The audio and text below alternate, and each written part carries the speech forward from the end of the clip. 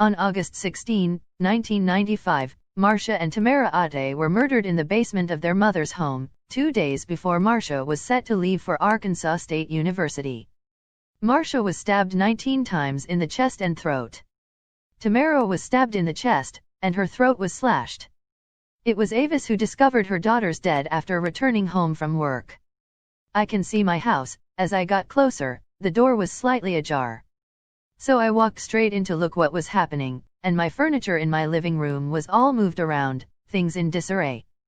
I ran into my bedroom, and my underwear drawers pulled out, underwear thrown on top," Avis said, "and first thing, I began thinking someone tried to rob me," she recalled, adding, "I must have chuckled because I thought, I'm so poor, mother with 2 daughters. 1 salary.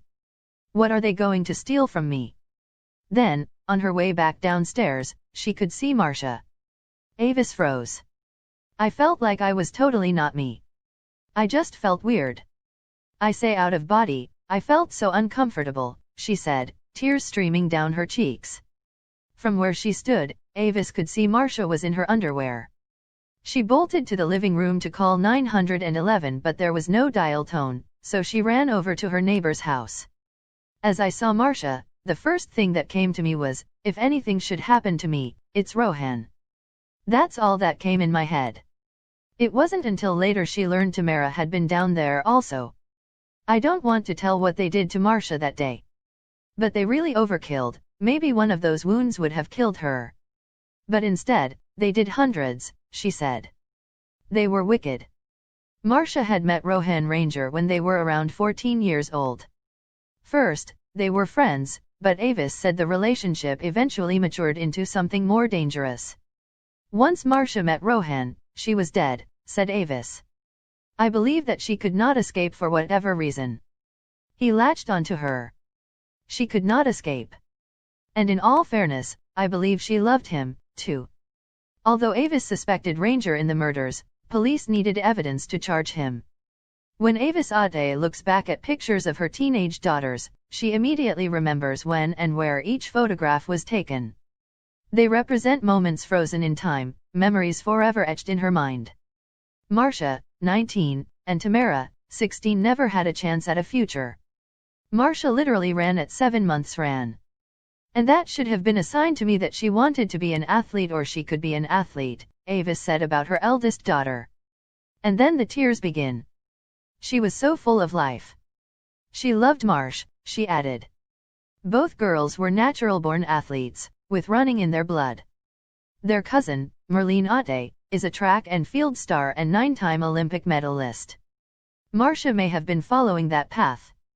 That was her dream, too, to run track, and she did receive a scholarship at Arkansas State University, and she was just days to pursuing that," Avis said. She recalled how excited Masha had been as she packed her bags.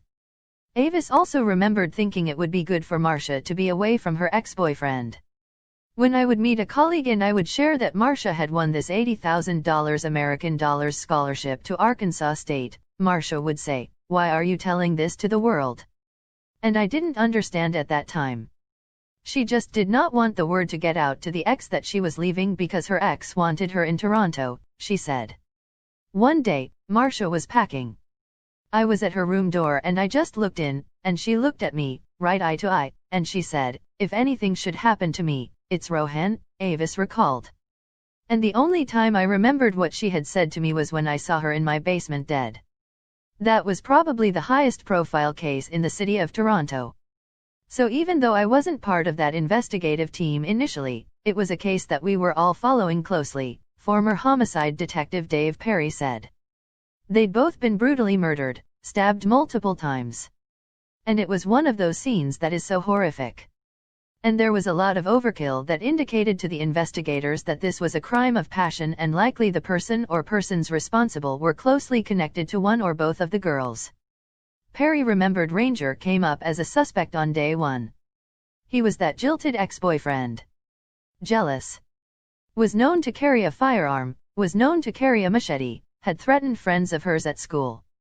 Any boy that he perceived getting too close to Masha would come under his leer, recalled Perry. Days passed, and still no arrest was made. It would be months before a break in the case. On October 23, 1995, another high-profile murder took place. I learned that the victim was Jimmy Trajceski and that he was a TTC Toronto Transit Commission collector, Perry said, adding, "The first thing we did was seize the security video, and part of the homicide was captured on security video. And it was really important for us to view that video as soon as possible." Dimitrija Jimmy Trajceski, 54, was a married father of 2 and a 22-year transit veteran. He generally worked at Chester Station, but on that night, he filled in for a colleague at Victoria Park Station. His daughter Mariana had spent part of the day with him. "I went to sign out books at the library, so he drove me, and we were driving back together, and I'm thinking, sometimes he's just so quiet, he's either cracking jokes or he's really, really quiet," she recalled. Mariana remembered how much her father loved working for the TTC. "He felt so blessed and fortunate, like he came here to work hard and to make a good life for his wife and his children," she said. Mariana remembers vividly the moment her mother and brother came to tell her that her father had been killed. "He went to work and he was fine. How could he be gone? I ran to the washroom and I threw up," she said. Jimmy's killing marked the first murder of an on-duty TTC employee. The investigation to find his killer progressed quickly. There was a bus driver pulling in for his last run of the night, and he heard the alarm going off and he was able to give us an immediate description of the suspect, recalled Perry. 2 members of the sexual assault squad showed up on scene and they described the fact that they were looking for a male suspect who happened to match the description of our suspect, who was wanted for 2 sexual assaults. There was a composite sketch, and soon after, a DNA profile was developed. A sweatshirt belonging to the suspect was also found in piles of garbage following a massive search at an apartment complex near the subway station. "So we knew that the person wearing that clothing had killed Mr. Trajceski and that he had raped those 2 women, said Perry. "And on January 16, I got a call from Ron Whitefield, the lead on the Ottey case. I asked him how his case was going. And he told me. And he asked me how my case was going. And I told him. And then I said to him, 'What does Rohan Ranger look like? What's this description?' And he said, 'Well, he's male, black. He's from Jamaica. He's about 5'7", 5'8", 145 to 150 pounds, with a shaved head and a goatee," recalled Perry. He remembered saying to him the description of his unknown suspect in the TTC murder was the same. "So we have all of these crimes come crashing together from one sweat top," he said. Meanwhile, Avis was at home, well aware of this murder, and she received a call from Toronto Police homicide detective Mark Mendelson. "I can remember vividly when Mark Mendelson called me and told me that they had a DNA match for my case. And then shortly after finding out that the reason they got this match or they were able to find out this person, they were comparing DNA and Masha had his DNA under her fingernails," she said. By that point, the team working Jimmy's case was certain the suspect in the TTC murder was a man named Adrian Kincaid, Ranger's first cousin. "We'd left Toronto on the heels of a press conference saying this is the largest manhunt in the history of the Toronto Police Service, that we're hunting for Canada's most wanted suspect," said Perry, remembering his trip to Miami, Florida, where it was believed Kincaid had been hiding out. Kincaid was found in Miami, arrested and charged with 3 counts of first-degree murder for the killings of Masha and Tamara Ottey and Jimmy Trajceski, plus a number of sexual assault and weapons charges. During the police interrogation, Kincaid described in detail the day the Ottey sisters were killed. He talked about how Rohan Ranger had gone there with him and how they gained control of Tamara when she left that morning to go to work. "And they brought her back," said Perry. According to Kincaid's account, while Ranger was attacking Masha, Tamara tried to flee, but Kincaid grabbed her and together with Ranger, they murdered her at the same time. Tamara had Kincaid's DNA under her fingernails because she had been trying to defend her sister and herself. "From a DNA perspective, it really ultimately was what solved the case," added Perry. "The arrest came as a relief for Jimmy's family. I immediately thought about Avis Ottey and her daughters," said Mariana. "He was a dangerous offender. He should not be walking the streets. He needed to be caught," she said. For Avis, Kincaid's arrest meant she could finally sleep. "Trauma like that disturbs your sleep, disturb your state of mind," she said. A news conference was soon called, and it was announced Ranger was wanted for murder. He was hiding out in Jamaica but surrendered soon after he was discovered and was charged with the murders of Masha and Tamara Ottey. Sadly, the legal saga was just beginning for Avis. It was such a long, drawn-out process. Dear God, it was long, recalled Avis, adding that for most of the trial, they giggled. And I thought, oh, how evil. In 1998, Ranger was convicted of first-degree murder and manslaughter for the killings of Masha and Tamara and sentenced to life in prison. Kincaid was found guilty of 2 counts of first-degree murder by a separate jury and given a life sentence. Both men appealed the convictions, but only Ranger was granted a new trial due to errors made by the trial judge. Following a retrial, Ranger was once again found guilty.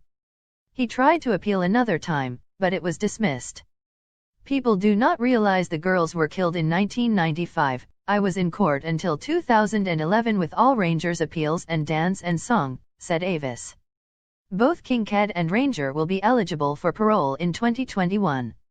Avis went on to work for the Toronto Police Service because she said she felt compelled to help others. Her proudest work is with the Employee and Family Assistance Program. She also wrote a book, called It May Hurt for a While, supporting those in grief. Mariana finished her studies and became a teacher. She is also the mother of a 4-year-old boy. You try to remember the good times, we would tell jokes about the things he did. But you just know that he should have been here. He should have met his grandson, she said, with tears in her eyes. Avis will never be a grandmother. She reflects on a flag football game she attended to support Tamara. I think it was a final game. And I worked near to where she was playing. And I went to my boss, Max, for time off and I went to surprise her. I love sports. She's only about 14 or 15 then, recalled Avis. Tammy saw me from the opposite side of the field and said with a wiggle, "Hey Grandma, who invited you?" Avis giggled but also became emotional. You know, it was only yesterday, profoundly as it is, I said, "Tammy, you called me Grandma. I'll never be a grandma." Thank you for watching. Don't forget to subscribe and press the notification bell so that you get notifications anytime we post new videos. Also remember to like, share and leave a comment on this issue. Thank you.